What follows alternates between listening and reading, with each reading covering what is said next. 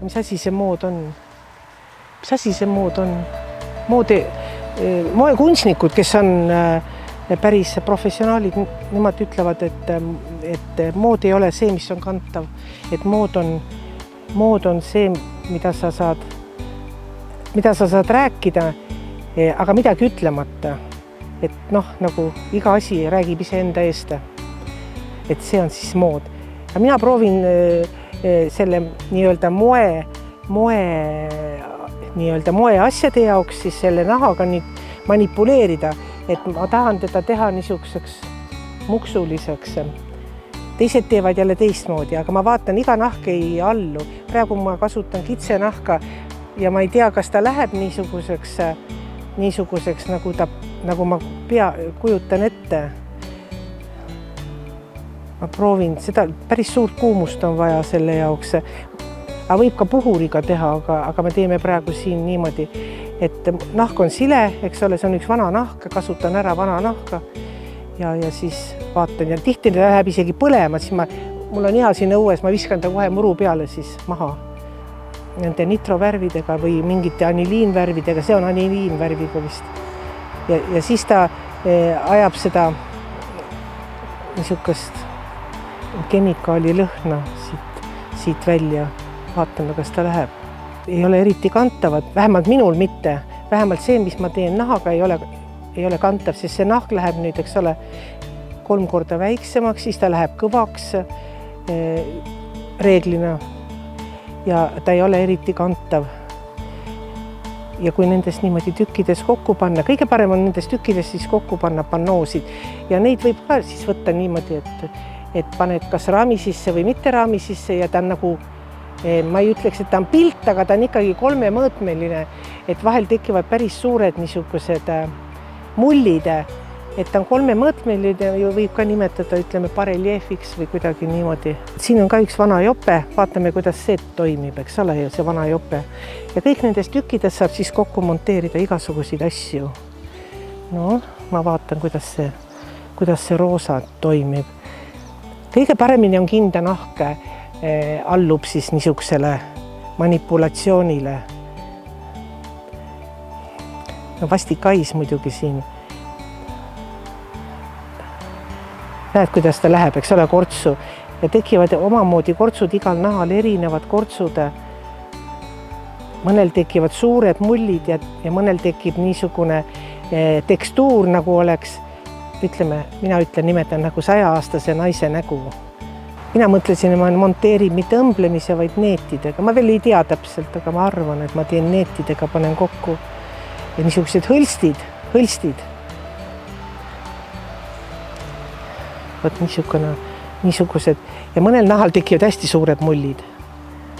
No võt, see oleneb kõik nahast. See võib nüüd kitsenahk olla praegu, jah, kitsenahk. Aga mida üldse ei saa teha, on näiteks taimpark. Need on kroompargid kõik või mineraalpargid, aga kroompark annab teha, eks ole, aga mitte paks nahk, aga üldse ei anna teha taimpark nahk. Aga nahast tehakse muidugi väga huvitavaid asju, aga ma ei tea ju, mis maailmas tehakse, aga ühte meest ma tean, tema nimi on Peet Koks.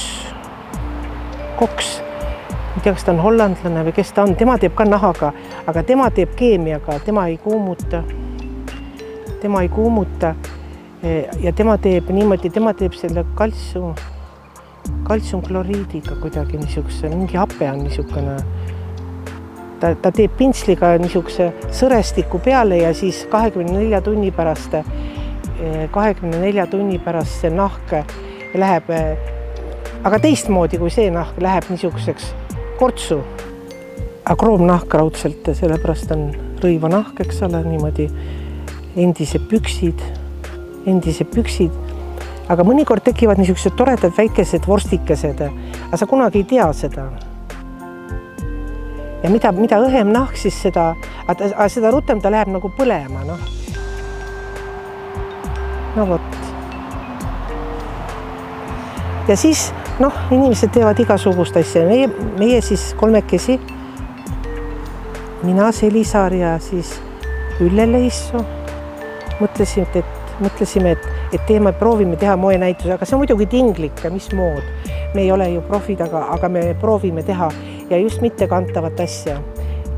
Aga noh, tehakse ju nahkasju küll, eks ole, ja nahk on kallis ja noh, oleneb, eks ole, mina kasutan siin praegu, teen taaskasutust, aga mul on ka uued nahad, eks ole, aga nahk on kallis, eks ole, aga miks mitte siis ikkagi proovida, kangad on samuti väga kallid mõned, eks ole ju, väga eksklusiivsed on, tehakse niisugusi, aga muidugi need on siis kantavad kleidid, aga minu meelest ei ole ka need filmitiivade kleidid ka alati kantavad, nad on niisugused paljastavad, on ju, niisugused, ma ei tea, ma ei nimetaks neid kantavateks, aga noh, siis ma mõtlen, et ma olen vaadanud ikka neid üle maailma, neid moekunstnikke, et mulle ikka väga meeldib. Ma jumaldan näiteks seda Issei Miyaket. No see mees suri hiljuti, aga tema looming, no see on ikka üle mõistuse, see on, no ma ei tea, tema ei tee niisuguse asju, aga tema teeb plisseerimisega kanga. Ta manipuleerib kangast ja plisseerib ja nätsutab seda ja teeb ja niisugused huvitavad tulemused on. Ja siis ta kasutab väga palju origaamit. Origaamit kasutab ja üleüldse ja tema selles stiilis origaamit ja igasugust geomeetrilise mustrisegu kasutatakse käekottide juures. Oi, tekivad sellised vorstid, eks ole, toredad vorstid. Nii, ja tema kasutab siis neid imelisi käekotti ja siis, kui ma seal New Yorgis olin, siis ma käisin MoMAs, see on see kuulus muuseum, kunstimuuseum ja seal on ka kõrval pood ja seal oli Issei Miyake neid käekotte oli. Ja need maksid ikka väga-väga palju.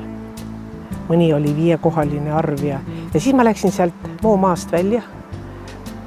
Läksin MoMAst välja ja vaatan, mustad mehed müüvad samasuguseid kotte ilma tema nimeta. Maksid $25. Ma mõtlesin, issand, kohe ukse taga praktiliselt. Kuidas see võimalik on? No võtta. Muidugi tema tegi siis, ei teinud ka. Tema ei teinud ka nahast, aga see nägi välja nagu nahk. Jaapanlased on väga head tehnoloogid, nad oskavad teha mitte nahast ja kõik. Aga need, mis mina ostsin $25 eest, siis oli see kunst nahast. Aga samuti võrgu peale tehtud ja kõik ja väga hästi käib kokku. Vaat see origami on niisugune kokku volditav, niisugune huvitav tehnika jaapanlased, mida seal iga laps oskab seda. Minul tuleb niisugune kobrutamine siin siis niimoodi. Aga väga head kunstnikku minu meelest, ma räägin välismaistest kunstnikest, kes mulle meeldivad, keda ma vaatan vahel. Samuti on see mees on surnud, see on see Alexander McQueen. Tema teeb ka niisugusi julgeid provokatiivseid, nagu öeldakse seda kohta poliitilist moodi. Aga kuidas on mood olla poliitiline, eks ole ju? Mis sellest siis tuleb näiteks? Aga see kõik siis on ettevalmistus, nendest tükkidest saab siis teha niisugusi suuri, kas või skulptuure. Niimoodi. Aga see Rei Kawakubo jaapanlane, tema jälle teeb niimoodi, tema küsib ise endalt ja publikult, et kas see ikka peab nii olema, et rõivas peab sobituma kehale, inimese kehale, aga äkki võib hoopis tagurpidi olla, et äkki peab rõivas ja keha sobituma hoopis tema ideele, mida ta tahab edasi anda. Tema teeb niisuguse imelikke asju, et ta teeb niisugusi, nagu mina olen aru saanud, no ühesõnaga täiesti, ma ei oskagi neid seletada, niisuguse asju, mis üldse ei järgi inimkeha loogikat, absoluutselt mitte. No võtta. Ja siis ta ütlebki, et kas peab, ta kogu aeg esitab küsimusi niimoodi, kas peab see ikka nii olema. Noh, see on mitme otsaga küsimus, tavainimene ütleb loomulikult ei pea, eks ole, aga kõik kunstnikud on ju suured mängurid, mitte raha peale mängurid, eks ole, nagu me oleme harjunud, vaid lihtsalt nad mängivad oma ideedega. Ja võtame näiteks selle maailmakuulsa selle naise, jumalik disainer Iris van Herpen, ja tema loob siis ütleme nagu skulptuure.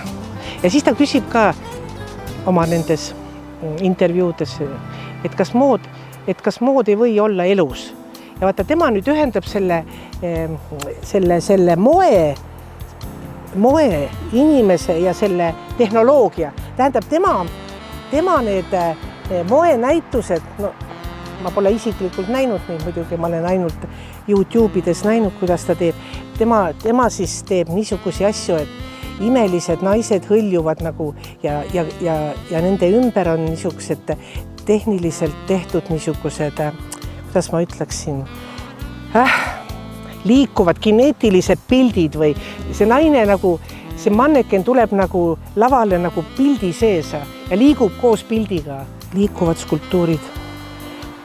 Väga huvitav mood on tal, fantaasiaküllane ja väga keeruline. Aga Eestis on ka huvitavaid kunstnikke. Ma alles hiljuti nägin, keegi näitas mul. Ma ise pole näitusel näinud. Õieti mul jäi käimata see näituse meie enda eestlased, aga nemad tegid siis korralikku kantavat muidugi, aga see oli ka väga ilus ja fantaasiarikas. Üks kunstnik on Pahman ja teine on siis Põldroos, õigus, Põldroos. Ja need olid väga huvitavad pidulikud kleidid, väga huvitava lõikega, väga huvitava. Sääsed söövad. Tõesti, tõelised rätsepa kunstiimed. Aga mina teen siin jämedat värki niimoodi ja proovime siis seda. Natuke annab seda nahka siis niimoodi teha tihedamaks, aga üldiselt annavad, siin läks kõrbema. Aga mis siis? Selle võib esiteks välja lükata ja niimoodi. Aga muidugi see nahk praegu annab päriselt. Aga võt, kui sa kasutad mitte uut nahka, siis vahel on niimoodi, et lõhnaõlipilv on sul ümber, sest keegi on ilmselt kasutanud. Asi on selles, et ma käisin 80-ndatel, käisin ma 3 korda kunsti instituudi tol ajal Erki üliõpilastega nii nimetatud Kaljupõllu ekspeditsioonidel Siberis ja Taga-Karpaatias ja siis Mustmullavööndites ja otsisime oma juuri ugri-mugri rahvaste kultuuripärandit, rahvakunsti, joonistasime, mõõtsime, pildistasime. No võt ja seal, eriti Siberis, ma sain väga head lõiked. Nad teevad ju natuke sarnaselt, ütleme, lõige võib olla äkki jaapanlastega, kes jaapanlastel on ka hästi lihtsalt lõiked, ma mõtlen siin kimonot. Ja selle lõikega saab ju igasuguseid asju teha. Ei pea siia olema varrukas sätitud siia täpselt niimoodi ümaralt ja niimoodi, et niisuguste hõlstidega saab siis ka muuta igasu, oleneb, kuidas sa seda siis kinni seod ja teed. Ja siis kunstnikud ütlevad, mõtet ei saa selga panna, aga mõte võib siin kanda ja inimesed küsivad, aga miks te teete niisuguseid mõttetuid asju? No vot, mõttetu, kellele mõttetu, aga see tekitab sinus midagi tekitab. Võib-olla kindlasti tekitab ta tegijas, aga võib-olla tekitab ta ka vaatajas. Ja küsimuse, tavavaataja ütleb nii, mida te teete jama, kellele seda vaja, milleks? No vot, ja nüüd jõuamegi sinna, milleks. Loomulikult selle eest ei saa makstud, sellest ei saa. Võib-olla keegi ei tahagi niisugust asja, aga see protsess esiteks meeldib kunstnikule, aga võib-olla tulemus meeldib ka veel kellelegi. Võib-olla meeldib.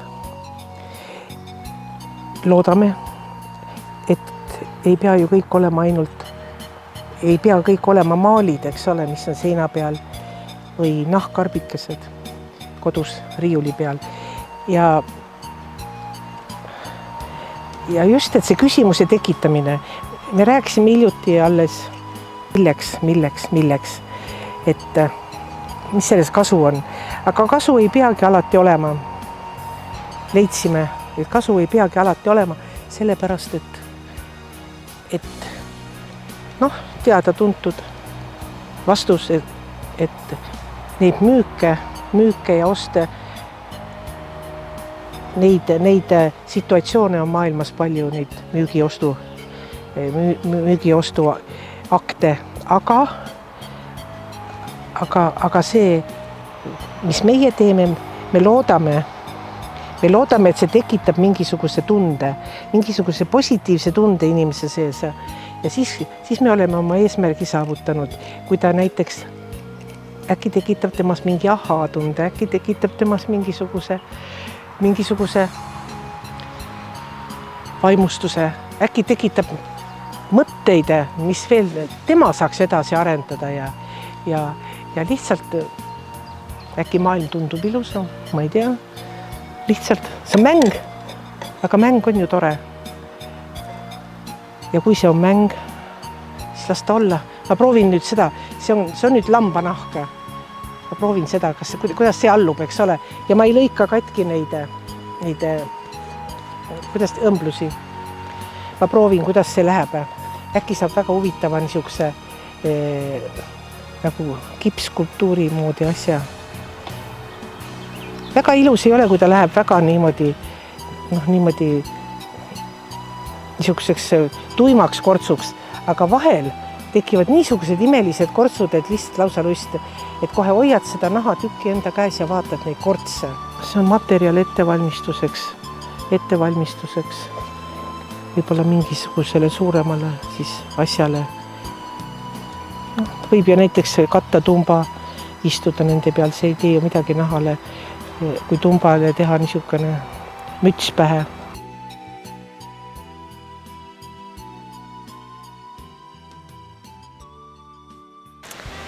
No kui Sirje tuli selle mõttega lagedale, et teeme mingisuguse mittekantavate rõivaste näituse, siis minul plahvatas kohe see meelde, et ma olen ju ma ei tea, juba ligi 10 aastat korjanud igasuguseid trippe ja olen kogu aeg unistanud, ma teen mingi see tripipannoo sellise suure ja laia. Aga siis ma mõtlesin kohe ümber, et ma kasutan neid trippe ja kummipaelu, mis mul on. Mul on kodus tõesti igasuguseid vanaaegseid, pikemaid, see on ainult üks jupp. Need on tõesti peaaegu sama vanad kui ma ise. Et millekski neid kasutada ja siis mõtlesin, et midagi, mingit rõivastust saaks nendest ju ka teha. Ja mulle on, kuna kõik teadsid mu tuttavad, et ma tahan midagi trippidest teha, siis kõik hakkasid mulle trippe tooma. Ikka mõni leidis sõbrak poest ja lõpuks mul kogunes neid täiesti palju. Aga kahjuks, ja siis mul olid ka sukahoidjad, need nõukogude aegsed atlassiidist ja mõned uued, mõned minu enda omad ja neid ma mõtlesin ka kasutada ja mõtlesingi nii, et toon selle, mis aastaid tagasi oli peidus riiete all, mida keegi ei tohtinud näha. Et mina nüüd vastupidi, ma toon selle välja. Ja ongi nii, et sukahoidjast saab seelik. Näiteks ka ma olen mõelnud ka rinnahoidjad kuidagi nii teha, et selle väel saaks vabalt käia. Ja siis ma üks päev mõtlesin, et kuidagi see on see, et ma sukahoidjad ja rinnahoidjad toon kleidi alt välja, demonstreerin neid. Et see võib-olla näitab ka seda tänapäeva naise positsiooni, et nüüd naine julgeb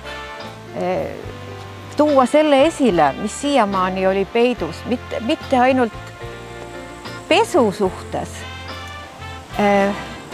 Ja vot tõesti mul tekkiski selline mõte, kui juba mina, juba selline vanem inimene leian, et see ei olegi enam mingi julgustükk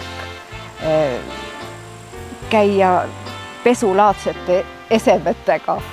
No nii nagu vanasti olid kombineed, siis nüüd on need ju tavalised kokteilikleidid ja bionapid kleidid juba sarnanevadki nende kombineedega.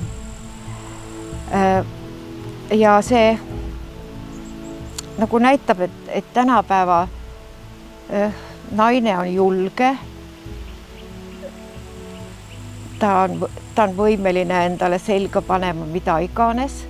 Aga kui ma lähen ajas tagasi, kui mina olin noor, siis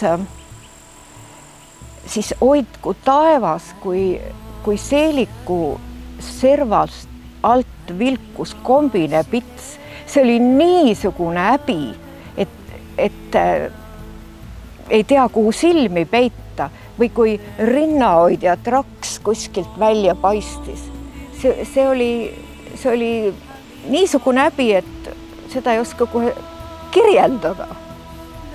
Aga nüüd, nüüd on rinnahoidja, kuigi ta on mõne kleidi või pluusi all, ta on ikkagi täiesti näha, traksid vilguvad või täitsa teadlikult kohe, rääkimata siis korsettkleitidest ja kõigest niisugusest.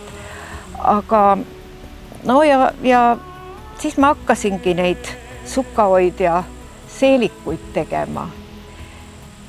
Aga siin maal olles, siis ma hakkasin kasutama mul isa töötas Clementi vabrikus ja siis ta Vene aeg toodi ikka tööd koju kaasa. Siis ta tõi hästi palju igasuguseid huvitavaid värvilisi tripi niisuguseid kumme. No ja neid oli kohe rullidena, aga kui ne muidugi väga kaua seisnud, siis nad hästi ei taha sirgeks minna. Ja siin on näha neid detaile. Need on trippide reguleerimiseks. Sukkahoidjate küljes olid sellised Vene ajal metallist. Ja all on mul siis need minu pika aja jooksul kogutud kõikvõimalikud tripid. Ja siis need ilusad triibulised tripikummid. Ja siis mõtlesin välja sellise variandi, kuidas seda ilusti keerata, et tekiks niisugune mõnus siksak. Ja mul hakkas siis ma leidsin isegi selliseid ajaloolisi trippe.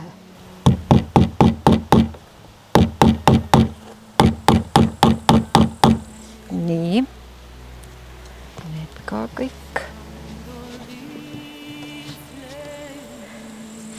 See on nüüd küll kaasaegne, aga mitte väga kaasaegne, aga lihtsalt ja niimoodi muudkui punun.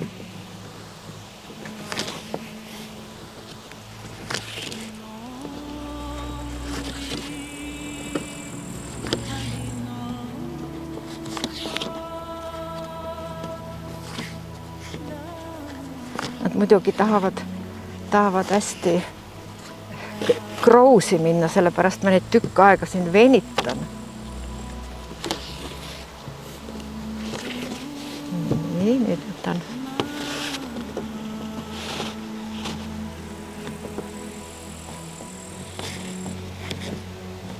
Seda on tegelikult täitsa mõnus teha. Sätin selle paika. Siis võtan siit nagu sellise ruumi, et ma saaksin, kuidas see mul käiski, ei mäletagi enam. Siit tuleb sedasi, see tuleb sedasi. Võt nii. Ja siis panen sellise nurga siia, siis hakkan siit jälle minema.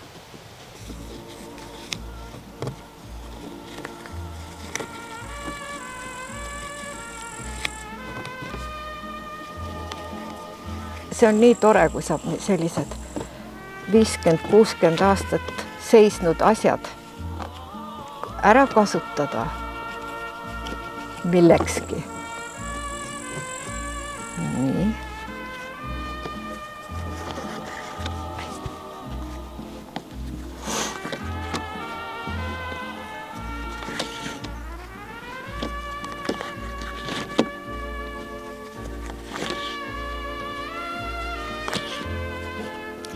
No see nüüd muidugi ei ole, ma olen mõelnud, et kuidas selle tehnikaga mingit selga paneku asja teha, aga ei ole ikka suutnud välja mõelda, ta on ikka liiga selline kange. No vot, siia ma panen nööpnõela ja siis liigun edasi.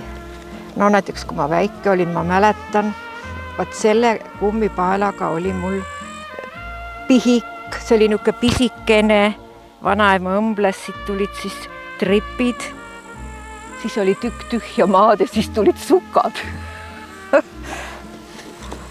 Et sellised mälestused tulevad meelde. Sukad ja tripid olid ikka väga ebamugav asi kanda.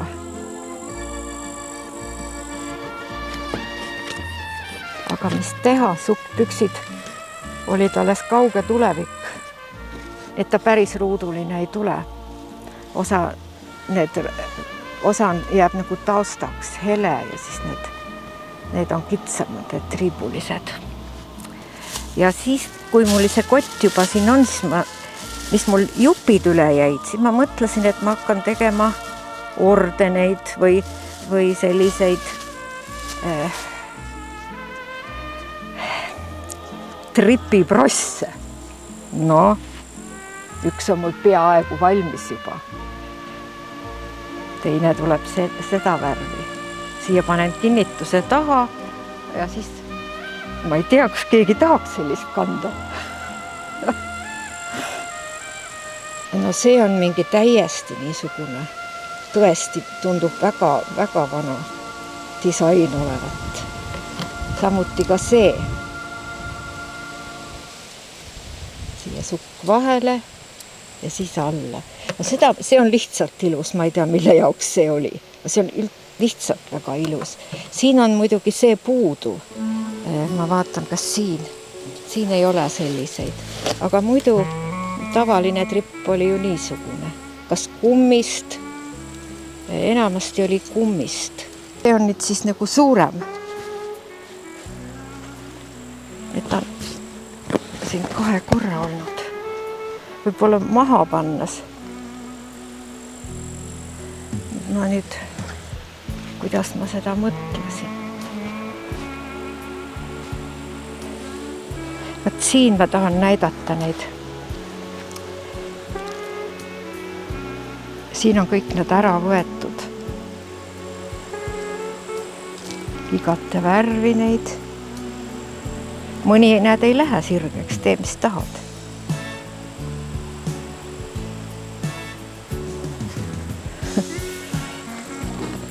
Maha siis on kõige parem.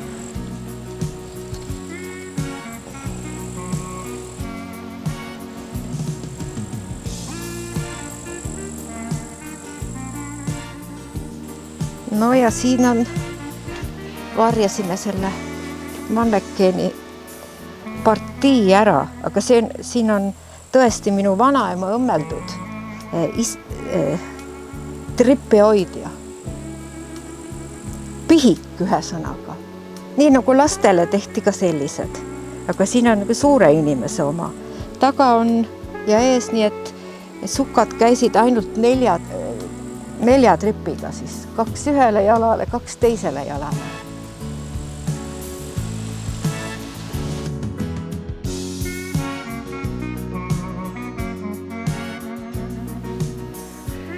No vot, sadasin nüüd oma intiimpesuga siia üllevoodi peale, et mul on ikka veel, pole päris selge, et kuidas ma siis õieti teen. Need on siin sukahoidjad ja mida ja tripid olen külge õmbelnud, aga sellele ma ei õmble, sellele ma mõtlesin panna lihtsalt tüllist alaosa ja siis panna selliseid väikseid tutikesi. Võib-olla nööbid vahetada ära, et ei ole siuksed nõukogude aegsed tavalised nööbid, paneks midagi eksklusiivsemat. Ja siis toodi mulle niisugune uhke asi. See on korsett, aga see on hirmus suurele inimesele, aga see inspireerib tegelikult, paneks siia musta seeliku ja punased mingid lisandid, et tegelikult väga ilus ju. No ja siis mul on siin pooleli veel see mitte sukapaela, vaid sukatripi ordenid. Ma teen selliseid ordeneid ja siis saab panna modellidele rinda. Sellised ilusad. Nagu minu tütar ütles, et oi, see meenutab nagu rahvariide seelikuid juba peaaegu. Sellised. Need on kõik tekstiiliga, need alumised, need osad ka, et ma ei ole siia muud pannud. No ja siis ma mõtlesin, äkki ma panen siia veel sellised ilusad roosad tripid. Et igasugust variante on, ei teagi kohe, mis see kõige õigem oleks. No kui need tripid on kõik Vene nõukogude aegsaid, võib-olla mõned on ka kuskilt 60, 70 pärit muust maailmast siia ilmunud, aga need on nüüd ikka kaasaegsed sellised, ma polnud enne näinudki, et tripp saab nii pidulikult olla atlaspaela vahel. Siis lükkad selle alla ja trippide salapärane maailm. No nüüd ma olen jõudnud oma tripindamisega nii kaugele, et mul on selline sukahoidja seelik nüüd valmis tehtud ja nüüd ma siin ülle juures saan praegu kasutada ühte alustüllseelikut ja nüüd ma proovin, kuidas see siis tülli peal hakkaks välja nägema. Peab allapoole tõmbama natuke. Et see on täitsa huvitav endalgi teada, et kuidas see siis kõik kokku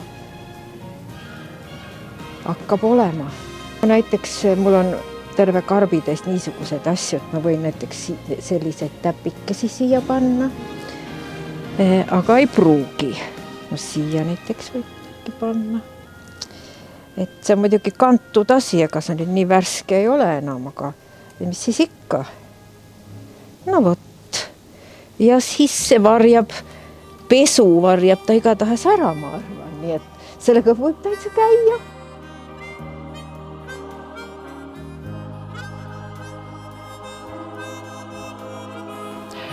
Mingi 1,5 aastat tagasi, kui meie seltskond ühel ilusal suvepäeval kokku sai, siis otsustasime, et Sirje Kriisa eestvedamisel seekord, et me teeme ühe uue näituse, mille nimi on Mittekantav mood. See tähendab seda, et me teeme kleidid, mütsid, sallid, mis iganes, ka pildid seinte peale, mida ei saa kanda. See on lihtsalt tegemise rõõm. Ja mina mõtlesin, et minu teemaks tuleb krinoliin seeliku peal. Et seelik on all ja krinoliin on peal. Nendest ratastest ma mõtlesin, et peaks tegema sellised tugevad rattad ja selle toestuse ma sain ularõngastest. Ularõngad kogusin kokku, suuremad ja väiksemad ja katsin riidega ja tuleb easti tugev krinoliin. Ja pärlit oli mul ka karpide viisi kodus ja neid ma hakkasin ka talvel ükshaaval siia külge õmblema, nii et nad ära siit ei tule. Nii et erinevad võimalused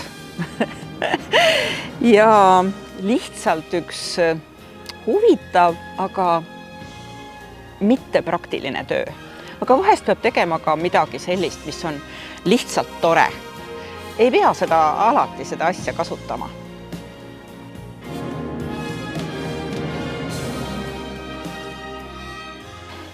mul tekkis niisugune tunne, et nüüd peaks, kuna ma olen viimane intervjueeritav, et ma peaks nüüd kuidagi kokku võtma selle meie 3 tegutsemise. Mul on siin sõber kõrval. Ja ma arvan, et meil on ikka kõik ikka täiesti sellised asjad, et keegi nendega kuskile minna ei taha. Ega ei lähe ka. See oligi ju eesmärk, et oleksid niisugused esemed, mida ei saagi nagu üks täie mõistusega inimene et endale selga ei pane. Ja et saame hakkama selle asjaga. Kahetseda ei ole siin midagi. Nii et head vaatamist.